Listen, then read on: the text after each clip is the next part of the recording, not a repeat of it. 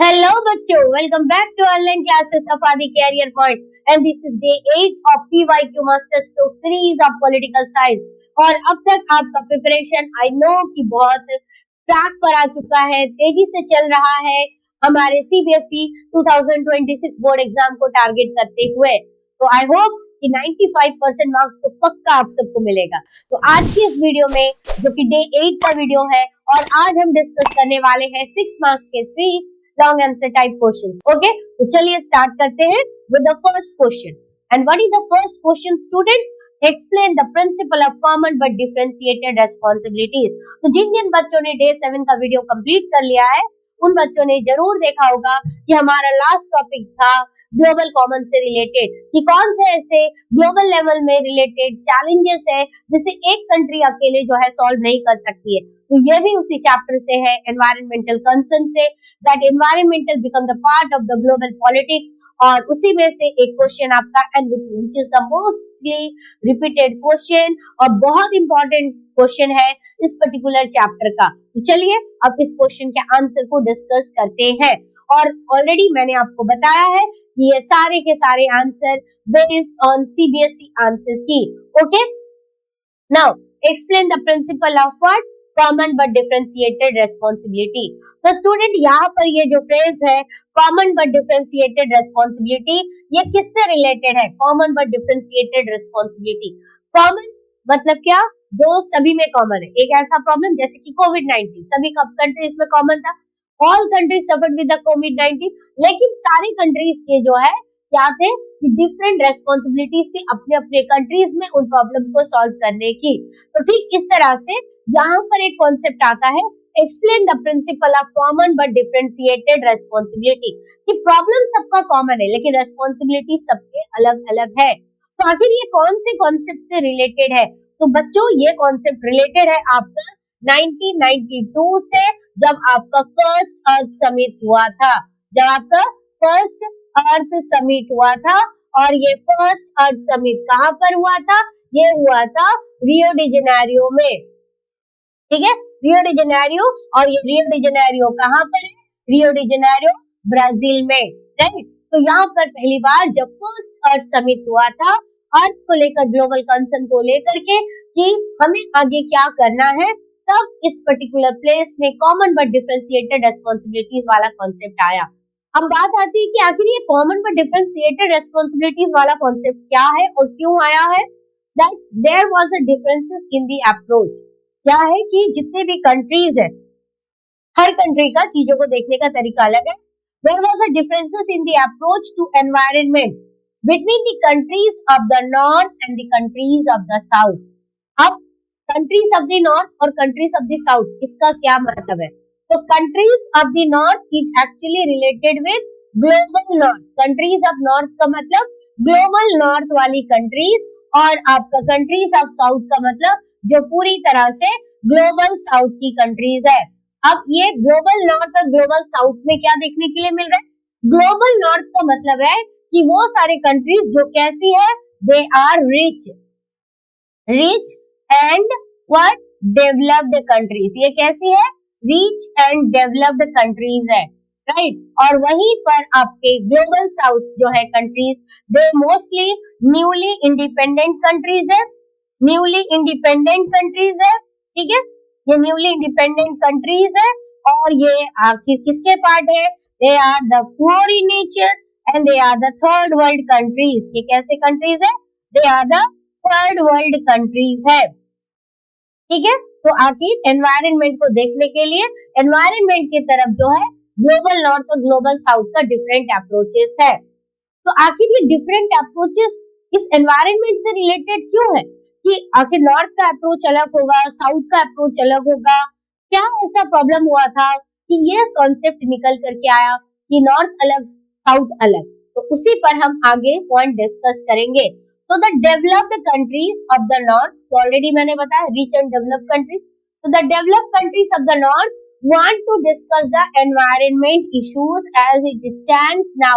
Now means here what? Now का मतलब यहाँ बच्चों आज का now नहीं है, बल्कि ये 1992 में जब आपका अर्थ समिट हुआ था, उस टाइम पीरियड की बात कर रहे हैं कि 1992 में एनवायरनमेंट जिस प्रॉब्लम में आकर के खड़ा हुआ है, ओजोन लेयर में होल दिख रहे हैं और उसकी वजह से अल्ट्रावायलेट रेज जो है वो एटमॉस्फेयर को पार करते हुए हमारे अर्थ के अंदर एंटर करते चले जा रहे हैं और इससे बहुत ज्यादा जो है ग्लोबल वार्मिंग और बहुत सारे प्रॉब्लम्स जो है आने वाले टाइम पे रेज होने वाले हैं।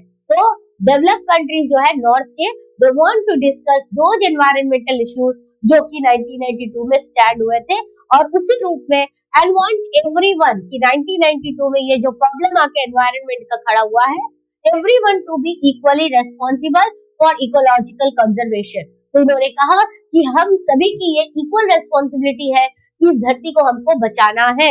ठीक है, तो ग्लोबल साउथ ने भी कहा भाई बात तो सही है, इस धरती को हम सबको बचाना है, लेकिन आपको क्या लगता है कि यहाँ सच में हम सबकी इक्वल रेस्पॉन्सिबिलिटीज है?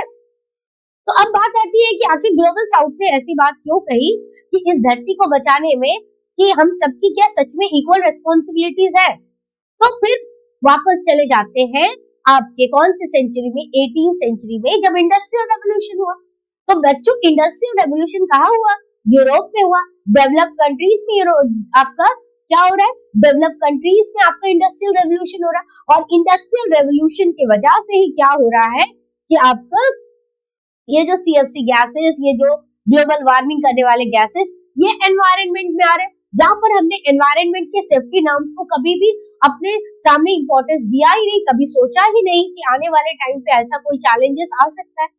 तो जब ये इंडस्ट्रियल रेवोल्यूशन ग्लोबल नॉर्थ में शुरू हुआ था और वहां से पॉल्यूशन सबसे ज्यादा निकला, तो ग्लोबल साउथ जो कि एक्चुअली 1940s के टाइम पे कई सारे इंडिपेंडेंट कंट्रीज बनती है, थर्ड वर्ल्ड कंट्रीज बनती है और 1940s, 50s, 60s तक तो इन कंट्रीज में इंडस्ट्रीज तो एकदम ना के बराबर है।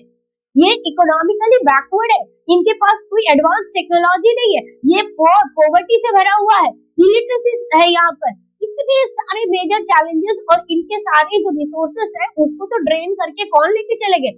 यूरोपियन पावर्स, जिन लोगों ने इनको अपनी कॉलोनी बना के रखी थी। तो अगर इनके पास कुछ है ही नहीं तो how they are equally responsible for this particular environmental challenge?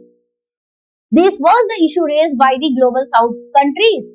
We are ready, we are agree that this is the environmental problem, but we are not equally responsible because the problem created by you means here who? You means यहाँ पर global north है, developed countries है, जो पहले industrialise हुई है, जो 200 सालों से इस एनवायरनमेंट पे पॉल्यूशन फैला रही है, and you are saying now that the third world countries are equally responsible for that? No, right? तो ये डिबेट यहाँ पर हुआ था। The developed countries of the north want to discuss environmental issues at its stand now and want everyone to be what? To be equally responsible. Equally responsible for what, बच्चों? Equally responsible for the ecological conservation. And the countries of the south felt that degradation in the environment.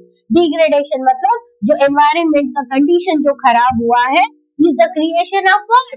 It is the creation of developed countries, so they should take more responsibility. इसलिए ये उनको ज्यादा responsibility लेना है, उनको अपने carbon cut out ज्यादा करने हैं, उनको अपनी इंडस्ट्रीज को देखना है कि चेक करना है कि कौन से ऐसे मेजर्स अपनाने हैं जिससे एनवायरनमेंट को हम सुरक्षित कर पाए, राइट? तो ये था आपका कॉमन बट डिफरेंशिएटेड रेस्पॉन्सिबिलिटीज कि ग्लोबल नॉर्थ जहां पर कहता है 1992 में फर्स्ट अर्थ समिट में कि भाई हम सब इक्वली रेस्पॉन्सिबल है, लेकिन ग्लोबल साउथ ने माना कि yes today there is a major concern, major issue of environment, हम सबको जिम्मेदारी लेनी है, but we are not equally responsible क्योंकि हमने तो इंडस्ट्रीज अभी बनाने शुरू किए, we are in the process of industrialization, right? हमने इंडस्ट्री सब तक हमारा वो इंडस्ट्रियलाइज भी नहीं हुआ हमारा देश पूरी तरह से, so why we are equally responsible? So global north is mostly responsible, and these debate and these argument was accepted where in Rio Declaration of 1992, and as per this principle means what? Common but what? Common but differentiated responsibility. Common but what? Differentiated responsibilities को लेकर के जो है that is the principle all countries should act to protect the climate on the basis of equality and in accordance with their common but differentiated responsibility.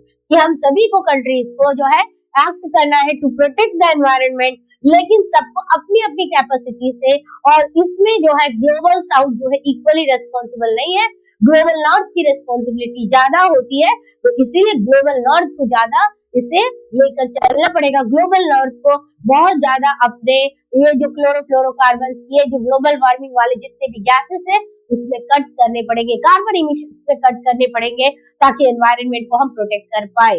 Okay, तो this was common but differentiated responsibilities.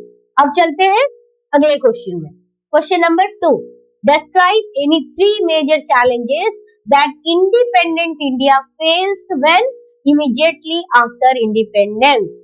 So this is from chapter 1 of politics in India since independence, right? तो आपको 3 major challenges बताने हैं जो independent India ने face किए। So what are those 3 major challenges? तो इसके कीवर्ड लिख करके रखिएगा 3 मेजर चैलेंजेस का। The first major challenge was to what? maintain the unity of the nation. Maintain the unity of the nation, right? This was the first major challenge. आपका पहला keyword क्या है? Maintain the unity of the nation. तो after independence सबसे बड़ा challenge यही था, क्योंकि just on the day of independence there was a partition of India as well, and 2 countries separately created, that was Pakistan and India, है ना? India से अलग होकर के पाकिस्तान बनता है। तो अब उसके वजह से अब पाकिस्तान का creation on the religious background, जिसकी वजह से कम्युनल राइट्स होते हैं। तो आगे चल करके देश की यूनिटी को बजाय रखना सबसे ज्यादा इम्पोर्टेंट जो है चैलेंज था इंडिपेंडेंट इंडिया के पास में। Now coming to the second question, that is second point, that is establishment of what? Establishment of representative democracy. Representative democracy. This was the second challenge. This was the second challenge. And the third challenge is what? That is the social and economical well-being. That is social and what? Social and economical well-being of whom? Social and economical well-being of entire section. किसका? Entire section का। तो इन्हीं 3 जो challenges के ऊपर आपका पूरा explain किया हुआ आंसर है। So basic challenges India faced just after independence. So to shape a nation, that was the first point. Maintain the unity. To shape a nation that was united. माने एक ऐसा नेशन जो United था, ये accommodative of the diversity, लेकिन ये किससे भरा हुआ है? Diversity of the country and the partition of the country. जो भारत का पार्टीशन होता है appear to prove everyone's worst fear, लेकिन एक ऐसा देश जो पहले यूनाइटेड था, राइट? भारत की जो आजादी की लड़ाई यूनाइटेडली लड़ी गई है, लेकिन उसके बावजूद हम क्या देखते हैं कि भारत का पार्टीशन होता है, और पार्टीशन की वजह से लोगों के अंदर में डर आ गया कि आगे जाकर के इंडिया यूनाइटेड रह पाएगा या नहीं रह पाएगा।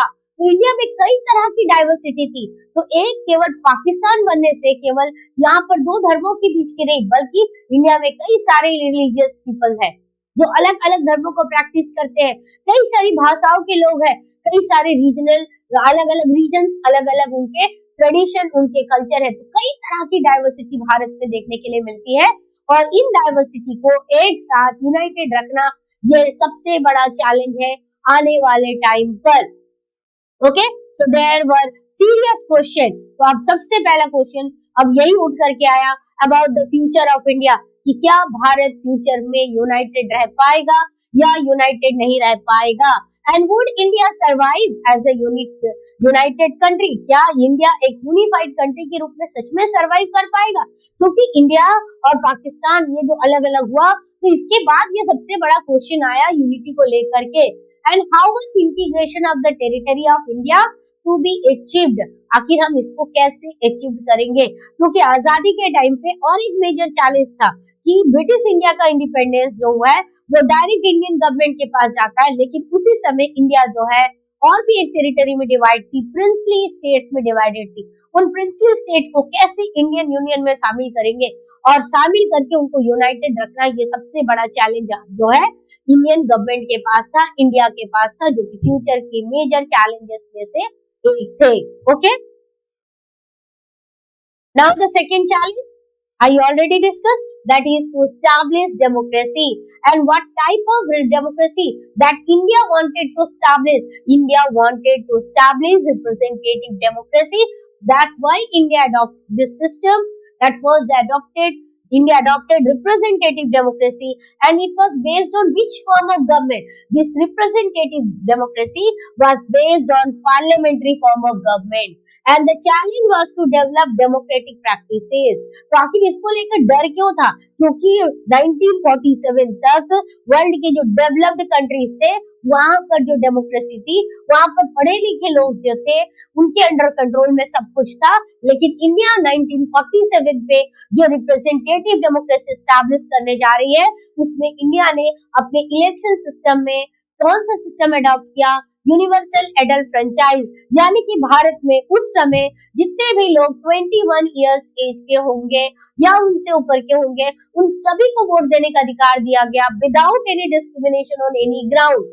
और सबसे बड़ी बात, सबसे मेजर चैलेंज ये था कि उस समय जितने वोटर्स थे उसके 80%, जितने एलिजिबल वोटर्स थे उसके 80% वोटर्स जो है वो इलिटरेट थे, महिलाओं के नाम अप टू डेट नहीं थे। और ऐसे में इलेक्शन कंडक्ट करके parliamentary form of government establish करना, it was a biggest challenge in front of Indian government. Okay, तो इसलिए इसे सबसे नेक्स्ट मेजर चैलेंज के रूप में लिया जा रहा है। And the challenge was to develop democratic practices, election कैसे देना है, डेमोक्रेटिक प्रैक्टिसेस को कैसे एस्टैब्लिश करेंगे in accordance with the constitution. की कॉन्स्टिट्यूशन में लिख तो दिया हमने, कॉन्स्टिट्यूशन में हमने अडॉप्ट तो कर लिया कि हम किस तरह का सिस्टम लेकर के चलेंगे, लेकिन जब प्रैक्टिकल टर्म की बात आती है, जब प्रैक्टिस की बात आती है, तब चीजें कई बार जो है नए नए मेजर चैलेंजेस, ऑब्स्टेकल्स को लेकर आती है।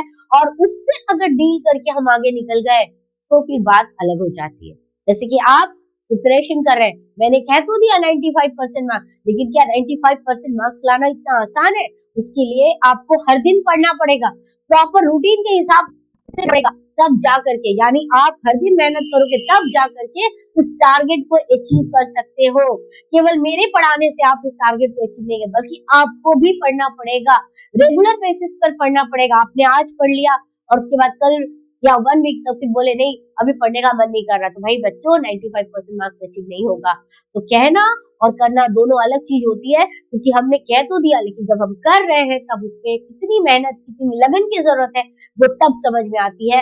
और यही हमारे लिए बहुत इंपॉर्टेंट चैलेंज रिप्रेजेंटेटिव डेमोक्रेसी को स्टैब्लिश करना, क्योंकि तब तक जो है वर्ल्ड के जो डेवलप्ड कंट्रीज है उन्होंने ही सब लोगों को वोट देने का अधिकार नहीं दिया था, जहां पर आपको लिटरेसी रेट बहुत हाई है, बहुत पैसे वाले लोग हैं सब। लेकिन इंडिया एक गरीब देश है, एक ग्रामीण देश है, विलेज वाला कंट्री है, जहां पर अनपढ़ लोगों की संख्या, इलिटरेट लोगों की संख्या इतनी ज्यादा है, महिलाओं के नाम वोटर लिस्ट में अपडेट नहीं है, जिनको कभी पता ही नहीं कि इलेक्शन कैसे देना है। ये कैसे यहाँ पर रिप्रेजेंटेटिव डेमोक्रेसी एस्टैब्लिश करेंगे? इसको लेकर के पूरी वर्ल्ड जो है, पूरा दुनिया जो है इसको देख रहा था कि हम देखेंगे कि इंडिया आखिर कैसे इसको सक्सेस करता है, right? And the last one, another challenge was to ensure what? Was to ensure the development and well-being of the entire society. Next major challenge क्या है? Development and well-being of the entire society.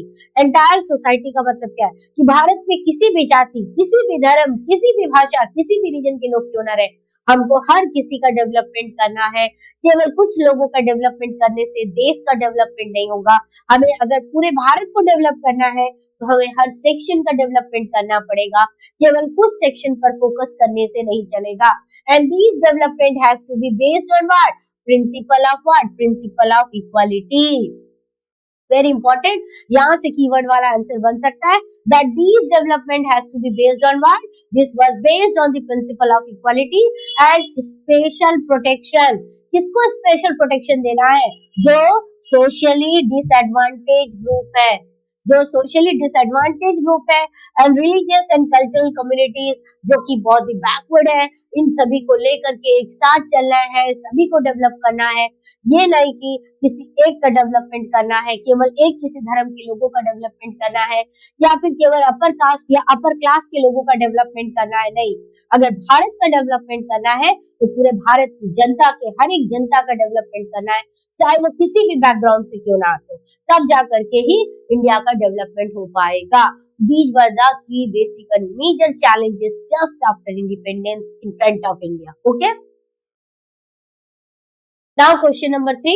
Describe the role played by Mahatma Gandhi to reduce communal violence that erupted in many parts of India at the time of the partition in 1947. बच्चों क्या लग रहा है, ये question कहीं history से तो उठा के नहीं दे दिया, पॉलिटिकल साइंस में? माइंड तो आपका यही करेगा, क्योंकि आपने जितने मेजर पोर्शन पढ़े हैं वहां तो ये टॉपिक है नहीं। लेकिन बच्चों, ये आपके बुक में ही दिया हुआ टॉपिक है, जो एक्स्ट्रा इंफॉर्मेशन है, that is Mahatma Gandhi sacrifice, वहां से ये क्वेश्चन दिया गया है। ये कोई हिस्ट्री के आपके बुक से उठाया हुआ क्वेश्चन नहीं है। सीबीएसई ने हर बार, हर साल कहीं ना कहीं से कुछ ऐसे बाउंसर क्वेश्चंस दिए हैं, राइट, अनप्रेडिक्टेड क्वेश्चन दिए। इसीलिए हमेशा कहती हूँ कि बुक को उठाकर पढ़ो, हर एक पन्ने को पढ़ो, हर लाइन को रीड करो, तब जाके 95% एंड 100% स्कोर हो सकता है। आपको बच्चों को 100% पे मिलता है ना? तो भाई अगर आपको 95 अबोव लेकर के आना है तो किताब के हर पन्ने को आपको पढ़ना पड़ेगा। आपको पता होना चाहिए कि किताब में कहां पर, बुक में आपका क्या दिया हुआ है। So this topic is not from your history book and by mistakenly it is not taken by me from your history book. This is from your political science book and that was the chapter 1, right? Chapter 1 से लिया गया topic है and that was Mahatma Gandhi sacrifice. So that describe the role played by Mahatma Gandhi to reduce what? Communal violence that erupted in many parts of India come at the time of partition in 1947, and this is mentioned in your book in chapter number 1 about the consequences of partition, what were the reason behind the partition in submit, right? So now role played by Mahatma Gandhi to reduce what? Communal violence, यानी कि जो दो धर्मों के बीच में जो लड़ाई चल रही थी हिंदू और मुस्लिम के, इसको रिड्यूस करने में महात्मा गांधी जी ने क्या रोल प्ले किया? सो महात्मा गांधी ने क्या रोल प्ले किया? That Mahatma Gandhi did not participate in any of the independence day celebration. तो भाई 15 अगस्त को भारत को आजादी मिलती है ना? 15 अगस्त इंडिया गेन इंडिपेंडेंस, और पूरा भारत आजादी का जश्न भी मना रहा है। लेकिन दो इलाके भारत के ऐसे थे जहां लोग दुखी थे, नहीं पता कि वो है कहाँ, वो इंडिया में है, पाकिस्तान में है, कहाँ है उनको कुछ नहीं पता है। केवल दंगे हो रहे हैं, खून बह रहा है, लाखों की संख्या में लोग मर रहे हैं। तो ऐसे कंडीशन पे महात्मा गांधी जी ने कोई इंडिपेंडेंस डे का सेलिब्रेशन पार्टिसिपेट उन्होंने नहीं किया, बल्कि वो किसमें रहे? वो रहे हिंदू और मुस्लिम के बीच में जो राइट्स हो रहा था उसको कैसे कम किया जाए, because of the rights and violence between the Hindus and Muslims. उनको दुख था कि हमने ऐसी आजादी नहीं मांगी थी जिसमें खून की होली हो, है ना, जिसमें दुख मिले। हमने तो पूरे भारत की आजादी मांगी थी, भारत का बंटवारा तो कभी नहीं मांगा था। तो ऐसे में हम इंडिपेंडेंस डे का सेलिब्रेशन कैसे करें जब भारत के दो कोने, दो हिस्से जल रहे हैं और उसका बंटवारा हो चुका है, right? So this was particular the first point that Mahatma Gandhi did not participate in any of the Independence Day celebration because of the what? Rights and violence between the Hindus and Muslims. Okay. Next, Gandhi Ji's principle of Satya and Ahimsa. Gandhi ji कौन से दो principal believe करते थे? सच बोलना है और अहिंसा, यानी कि कोई वायलेंस लेकर नहीं चलना है। फेल्ड हो गया जो इतने सालों तक उन्होंने जनता को बोला, जिसकी वजह से उन्होंने अपने मूवमेंट को वापस ले लिया, चौरी चौरा डिस्प्यूट की वजह से वापस ले लिया। अगर वो मूवमेंट चलता तो ना जाने हमें कितने पहले अंग्रेजों से शायद मुक्ति मिल जाती या फिर उसका आउटकम कुछ और होता। लेकिन वायलेंट एक्टिविटी होने की वजह से महात्मा गांधी जी ने उस मूवमेंट को वापस ले लिया। लेकिन उसके बावजूद जो है आगे चल करके महात्मा गांधी जी ने ये पाया कि जो देश आजाद हो रहा है और देश की आजादी अहिंसा से नहीं बल्कि हिंसा के साथ आ रही है, जहाँ पर लोग लड़ रहे हैं और वो फेल हो चुके to bind the people in trouble times, कि ये जो ट्रबल टाइम है, ये जो दुख की घड़ी है, यहाँ पर मैं लोगों को एकजुट करने के में मैं फेल हो चुका हूँ, मेरी यह असफलता है, ये महात्मा गांधी जी को लग रहा था। So his presence in Calcutta greatly improved the situation। इसलिए उन्होंने ये किया कि भाई अगर मेरे प्रिंसिपल फेल होते दिख रहे हैं तो मुझे सबसे पहले कैलकाटा जाना चाहिए, जहाँ पर आगजनी हो रही है, जहाँ पर इतना वायलेंस हो रहा है कि शायद उनके पहुंचने से इसमें कोई कमी आए। And as a result independence day in Calcutta was celebrated in a spirit of communal harmony. यहाँ पर कम्युनल हार्मोनी के रूप में इंडिपेंडेंस डे को सेलिब्रेट किया गया।